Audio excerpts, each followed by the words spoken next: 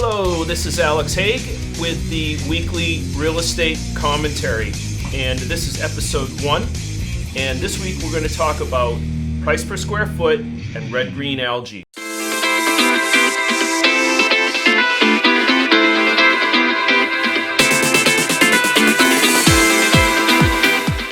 Okay, for the first part of this, we're going to try to do two different components to these real estate commentaries. One is going to have to do with data in the market, and another part is going to be a commentary on what's going on in the local real estate market or a special interest piece.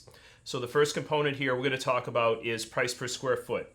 Okay, so I have a graph that we're going to be putting up on the screen here in a little bit, and it's going to depict price per square foot. Now, why do we want to talk about price per square foot? Well, there's a lot of ways to evaluate real estate. Age, construction, proximity, location, those kind of things. And those all do play a key component in evaluating and getting an idea of value or what the market price should be. But the base level of what you want to look at is price per square foot. Now, when we talk about price per square foot, that is price per square foot under air. So that's the space that is air conditioned, like your bedrooms, your bathroom, your living room.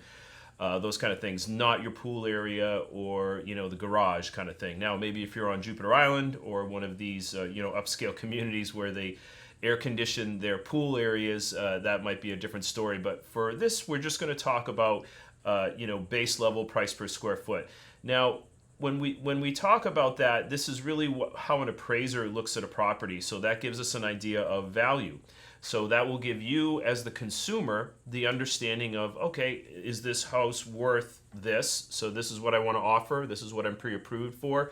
So working on a base level of price per square foot, we can get an idea of that value. So let's move to the graph here. And this is going to be a 10-year, what has happened in the local area with price per square foot. Now, you can see in 2006, right around December of 2006 to January of 2007, we had a spike up to close to $220 price per square foot under air.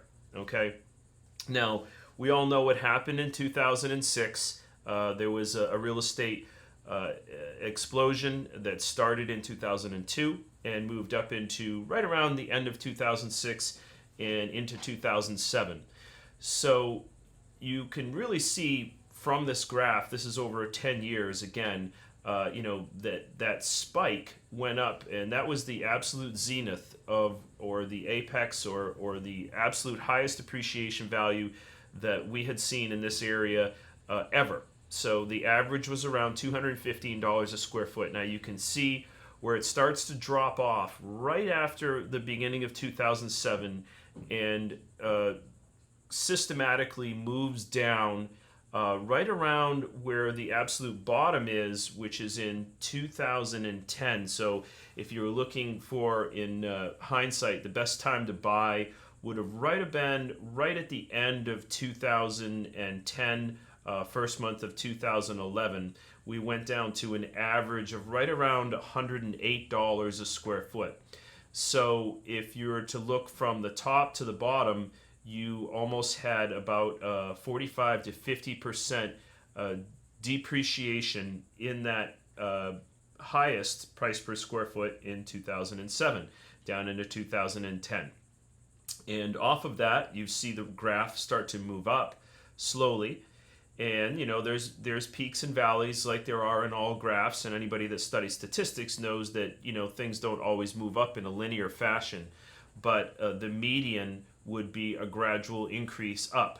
Now, if you can see right about where we are here in 2016, there's a small little blip in the second to last bar that moves across the graph.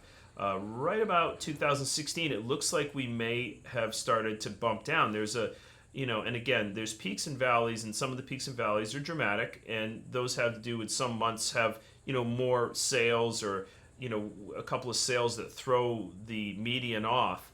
But we do have a movement down. So this may be a time where we might have reached a zenith in the market again.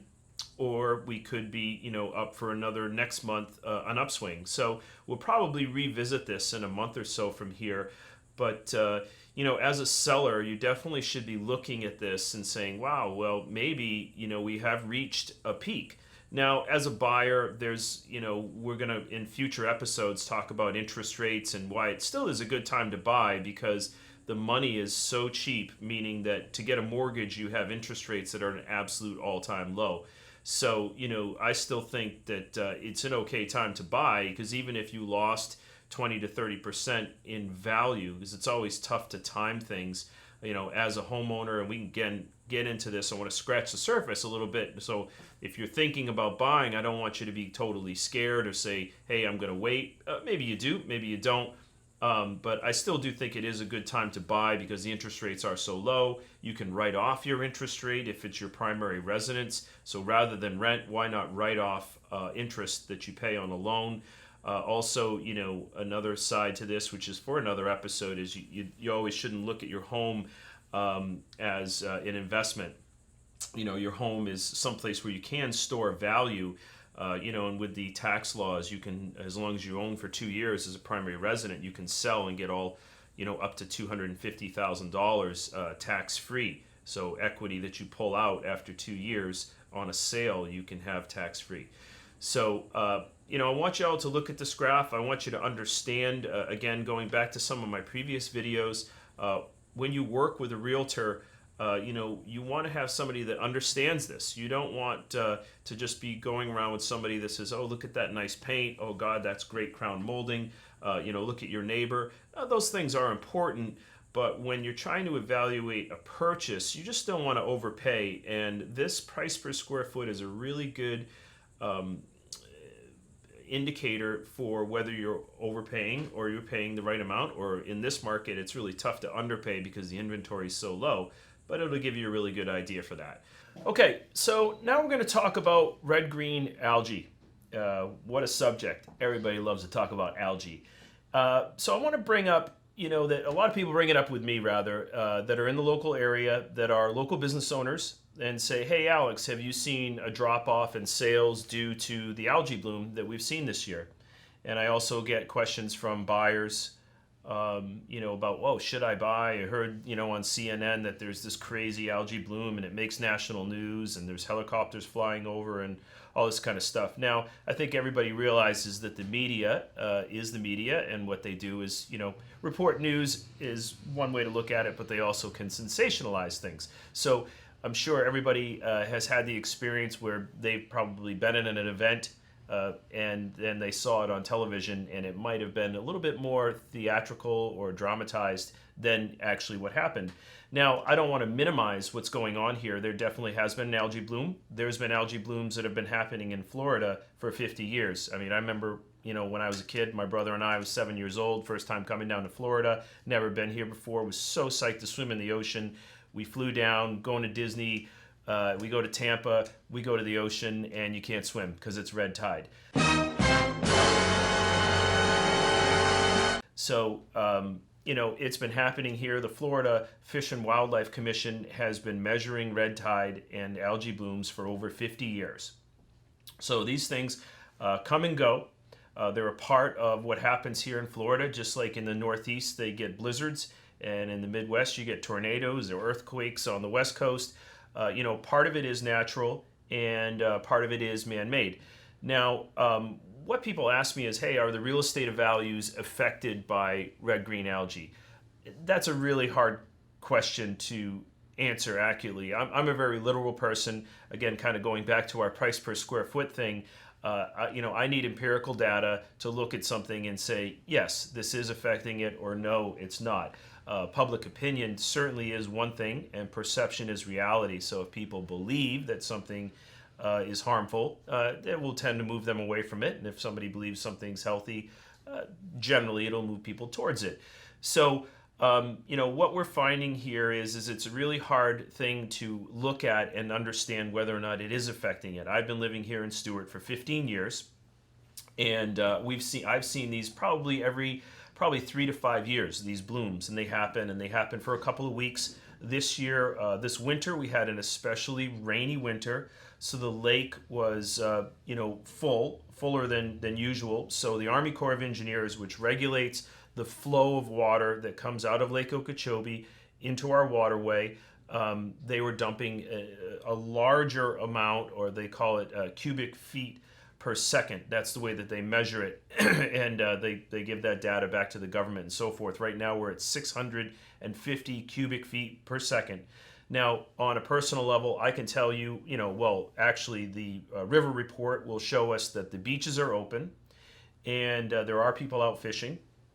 I see them every day, and from a visceral level, I live here in downtown Stuart. I walk the waterway with my little dog Bruiser every morning, and the water is definitely a lot more clear than it was 6 to 8 weeks ago, without question. So they have, I think partly to do with public outcry, that there was a little bit of a microscope put on our area and they maybe slowed the flow, but also that, it hasn't rained as much, so there isn't as much volume in the lake to let out. So a lot of people don't know that the Army Corps of Engineers is a branch of the military, actually not the government, or if you consider the government part of the military, then yes, but they are beholden to no one. So they will do as they see fit. They have no oversight other than the specifications that they have for lowering the levels of the lake. And the only place that can go is either on the west coast over to Port Charlotte or the east coast over here into the St. Lucie estuary. They stopped dumping into the Everglades back in the 30s. There was a large hurricane that breached the levee on the dam, and Army Corps of Engineers took over from the state and the regulation of the levels of the lake. So they are going to do what they're going to do, and a little bit of public outcry might change that, but not much. So at the end of the day, what I really want to emphasize here, coming down to the point and to wrap this up, is that you don't really know until after the fact, and everybody's heard the old cliche that hindsight is 20/20, and cliches are full of truth, right? And hindsight is 20/20, but you can't really know what happens until after the fact. And an example of that in the real estate industry would be 2006, for instance. Now, you saw on the bar graph that we put up earlier of the price per square foot and how that dropped off in 2006, or it topped in the end of 2006. Now, from a local knowledge standpoint, and some of you might know this, but in 2006 was actually the last time that a hurricane made landfall in Florida. So it's been 10 years, right? And, when 3 hurricanes hit in 2006, everyone thought that as a result of the hurricanes, we had a lot of disruption here. So everything from streetlights down, roofs torn off, blue tarps on people's roofs. That was what stalled the real estate industry out. And that's, you could, if you looked at it a year after or 6 months after, you might say, wow, how could it not have been the hurricanes? But it took understanding what really happened with everyone knows about the subprime crisis, that really that's what was the fall of the real estate industry, not the hurricanes. So we could look at these bar graphs and we could say, oh, there's a little dip down. Could that be a result of the blue-green algae? Yeah, there definitely could be an argument made there because the two events coincided. But at the end of the day, I don't think that that's what it is. I can't say that I know exactly what it is. I have suspicions as to what I think it might be. But, that's material for another episode. So, at the end of the day, I want you all to know that, I live here in Stuart, and the blue-green algae definitely is something aesthetically that I don't like. I think it's something that we hopefully can continue to try to mitigate, maybe with filtration systems, maybe with moving the water in different ways. There's a lot of different ways that, they've said that this can be mitigated. But, at the end of the day, it's not as bad as the news will say it is. But at the end of the day, it is happening. So I want you guys to be cognizant of that. I want to leave you on that. This is a beautiful area. Our waterways are gorgeous. And, our real estate values are steady. We've had a little bit of a tick off in the last couple months here, but we're coming into summer. So this time of year, again, going back to statistics, over the last 10 years, you can look at that graph on a yearly basis, year to year. And this time of year, August, September, October, the third quarter is our slowest time. So we could say, hey, maybe that's a little tick down. So we won't really know until we get, another 6 months, a year down the road to what is exactly going on. So wrapping up, I hope that this was valuable to you, that this price per square foot gives you a better understanding of values and gives you as a consumer a tool to maybe go out and look on your own. And if you're choosing a real estate agent, make sure they understand that. And then also that local knowledge and state knowledge of things like, blue-green algae. We don't like it, but it's a part of both our natural ecosystem and a little bit of man-made. So I hope this finds you all well. I super appreciate you taking the time to watch this video, and wait for the next episode of the weekly real estate market update with Alex Haigh, your host. Thanks so much.